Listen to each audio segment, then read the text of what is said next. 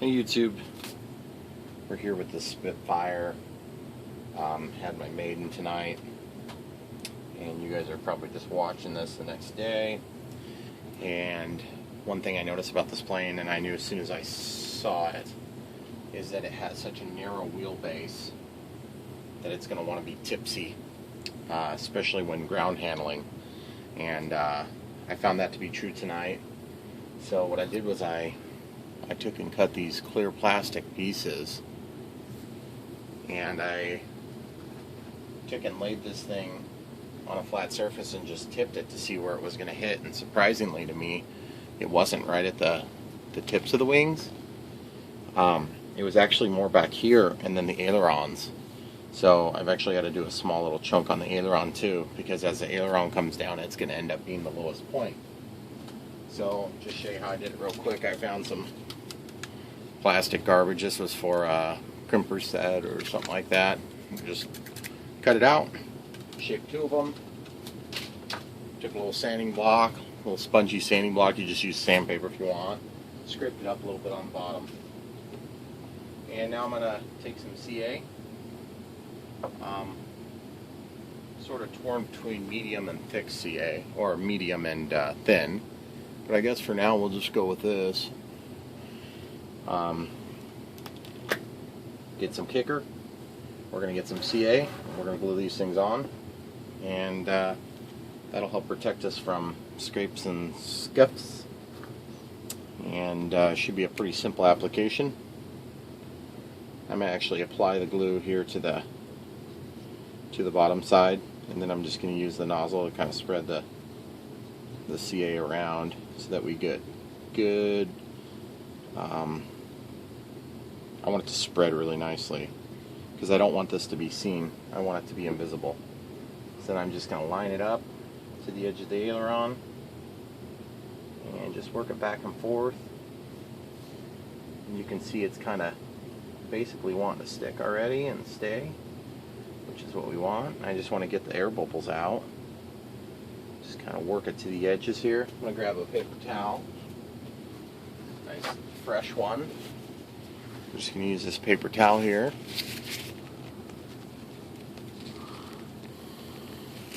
You can see it's got limited air bubbles right now. I've done these strike pads before, and usually it's pretty effective stuff. You don't need an ultra thick piece of plastic or anything like that.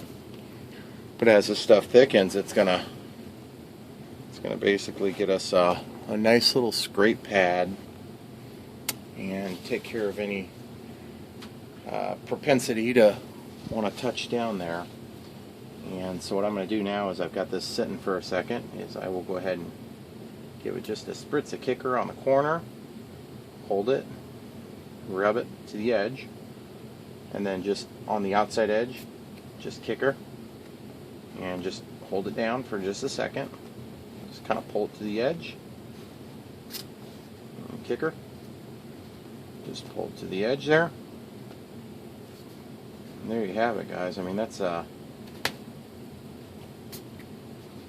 you could do that with just CA if you want, but the CA won't hold up like this. And this looks really sharp, so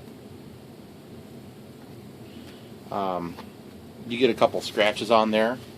You can take and fill it with CA. So we'll pause it and I'll show you the aileron process here in a minute.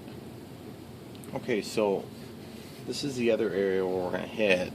Now, the whole aileron isn't as vulnerable, but what I mostly want to do is just get this bottom edge, and this is how much material I have to work with, so I don't want to go too crazy, being as I don't want to have to cut into some other thickness of plastic and then end up with a weird mismatch and thicknesses. So I'm just going to cut out the biggest piece I have that's flat and throw the rest in my box of goodies. And this is basically what I've got to work with, so more or less trim it in half and just take the furthest most dimension, square it,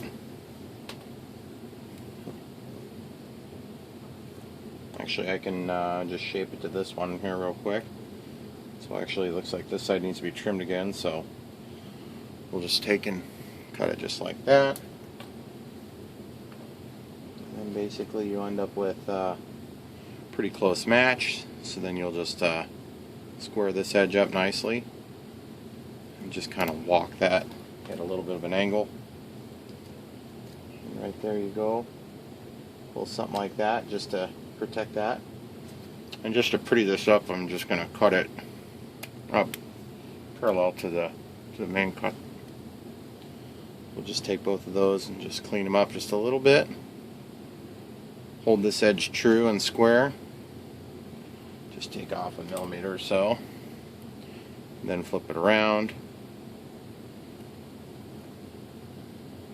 We'll just trim off a millimeter or so on both sides. And there you have it. So now we'll go ahead and pause it. We'll get this sanded on. Actually, I'll show you that process. It's very, very simple.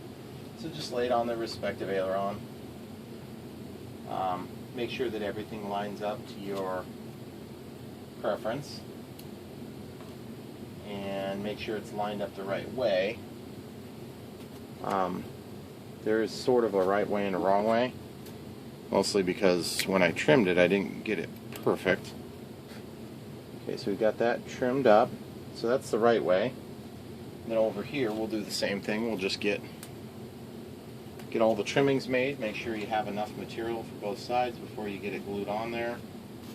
And that's the critical part, is make sure you do it before you get it glued on there, because if you would, for some reason, make a mistake on one side, well, you can still fix it.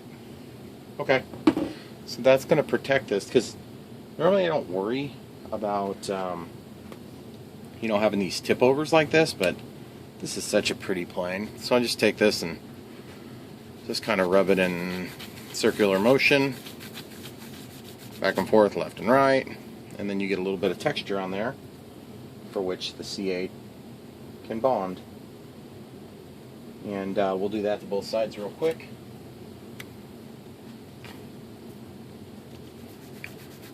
Just give her just not tons of texture, but just enough to kind of give the C8 something to hit to. Alright, so then the next process is just like we did on the side here, but it's actually quite a bit easier because this is a much less complex shape. So we'll just do circles, and the circles are going to take that texture look off of there anyway. Or I mean the glue itself will. And remember, this doesn't have to be perfect, but the more perfect it is, the better it's going to look. So we might as well do the best we can with the chance we're given here.